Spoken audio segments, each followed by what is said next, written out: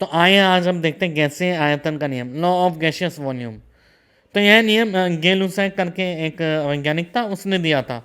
तो इस नियम के अनुसार समान ताप तथा दाब पर गैसीय अभिक्रिया के सभी क्रियाकारक आयतन के अनुसार, उनके आयतन के अनुसार वो एक दूसरे से सरल अनुपात में अभिक्रिया करते हैं। तो आयतन के अनुसार अनुपात इनका सरल होता है, 1:1:2, 1:2:3, इस प्रकार से उसका आयतन का अनुपात होता है और इस उत्पाद का निर्माण करते हैं जो कि आयतन के अनुसार सरलतम अनुपात में होता है। आइए इसको उदाहरण के द्वारा समझने की कोशिश करते हैं। अगर हमारे पास उदाहरण दिया है H2 गैसीय अवस्था में, Cl2 भी गैसीय अवस्था में, तो ये बनेगा 2HCl गैसीय अवस्था में। तो इसका एक आयतन, इसके एक आयतन से अभिक्रिया करके इसका बना रहा है 2 आयतन, और इसका 1:1:2 है रस समीकरण मिति गुणांक,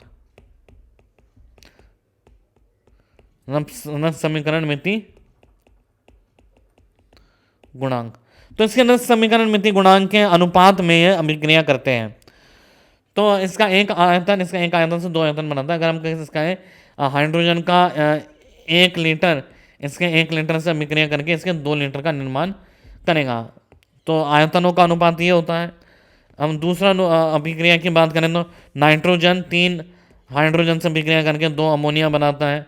तो नाइट्रोजन गैस है, 3 नाइट्रोजन गैस है और ये नाइट्रोजन गैस है। तो यहाँ पे भी 1:3:2 का इसका अनुपात होता है।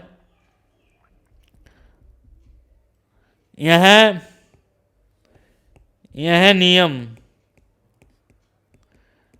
केवल गैसीय अभिक्रियाओं पर ही लागू होता है। यह काफ़ी महत्वपूर्ण इसका बिंदु है, में ही लागू होता है। यह आयतन को मोल या अणुओं से, यह आयतन को मोल तथा अणुओं से संबंधित रखता है, संबंधित करता है, लेकिन यह द्रव्यमान से संबंधित नहीं करता है। द्रव्यमान से संबंधित नहीं करता। यह द्रव्यमान से संबंधित नहीं है, यह सिर्फ अणुओं से संबंधित है या मोल से संबंधित है, या मोल या अणुओं से संबंधित करता है आयतन को। तो मोल या अणु से संबंधित करेगा, किंतु यह द्रव्यमान से संबंधित बिल्कुल भी नहीं है। यह इसके आयतन का अनुपात बताना, सिर्फ द्रव्यमान का अनुपात या फिर आयतन का अनुपात या फिर अणुओं का अनुपात बताएगा, पर द्रव्यमान का अनुपात बिल्कुल भी नहीं बताएगा। इसको कुछ प्रश्नों की मदद से समझते हैं। गैसीय H2 Cl2 के लिए तीनों गैसीय अवस्था में यदि 40 मिलीलीटर हाइड्रोजन क्लोरीन से पूर्ण रूप से क्रिया करती है, तो क्लोरीन का आवश्यक आयतन तथा HCl बने हुए HCl का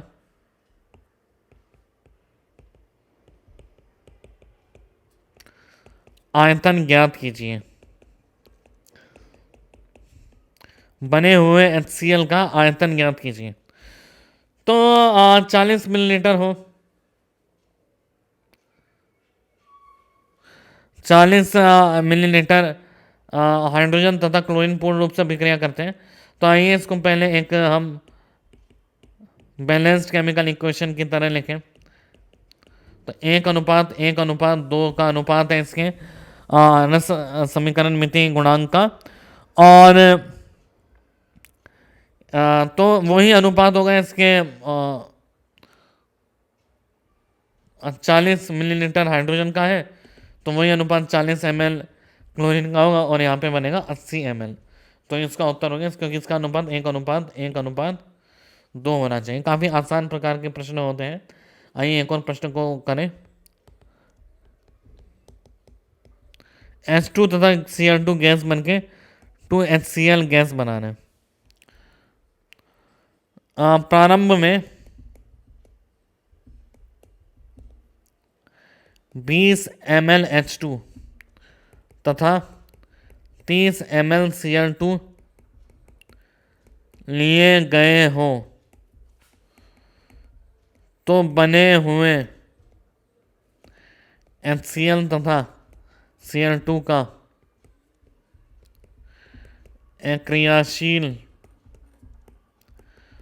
भाग का आयतन ज्ञात कीजिए।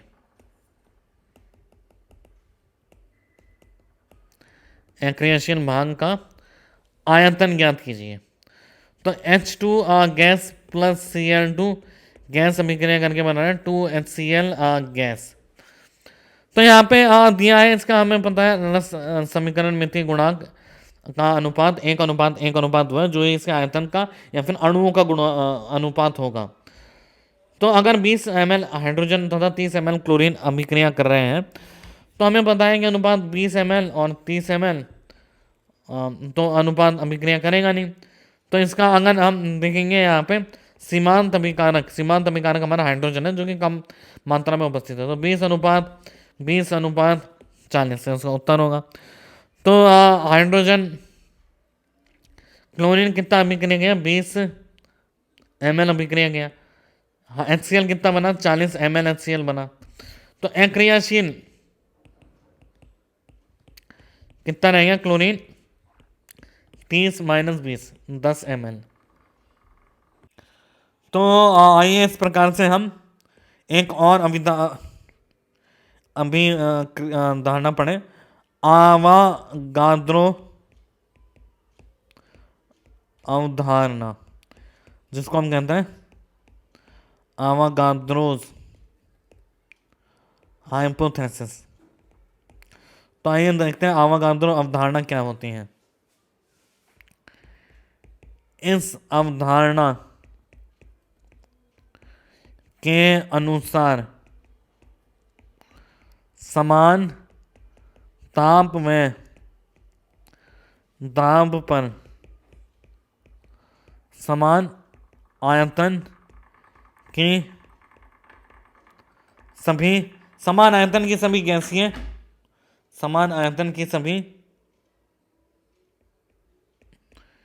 गैसों में अणुओं की संख्या समान होती है। समान ताप तथा दाब समान आयतन में सभी गैसों में अणुओं की संख्या समान होती है। इसका मतलब है हाइड्रोजन क्लोरीन से अभिक्रिया करके अगर 2HCl बनाता है, तो यहाँ पे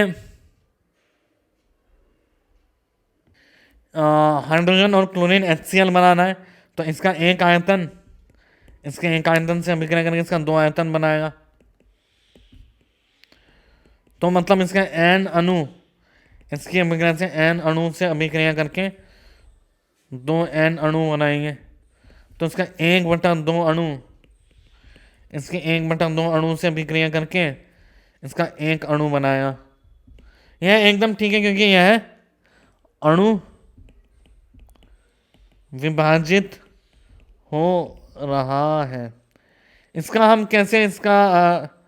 कैसे देखें कि ये सही है कि नहीं है। हम जानते हैं गैसीय इक्वेशन PV = nRT। तो कह रहा है दाब समान हो, P बराबर हो तथा ताप समान हो तथा आयतन बराबर हो। तो NR क्या हो गया, NR एक हो गया कांस्टेंट, और तो NB क्या हो गया, कांस्टेंट।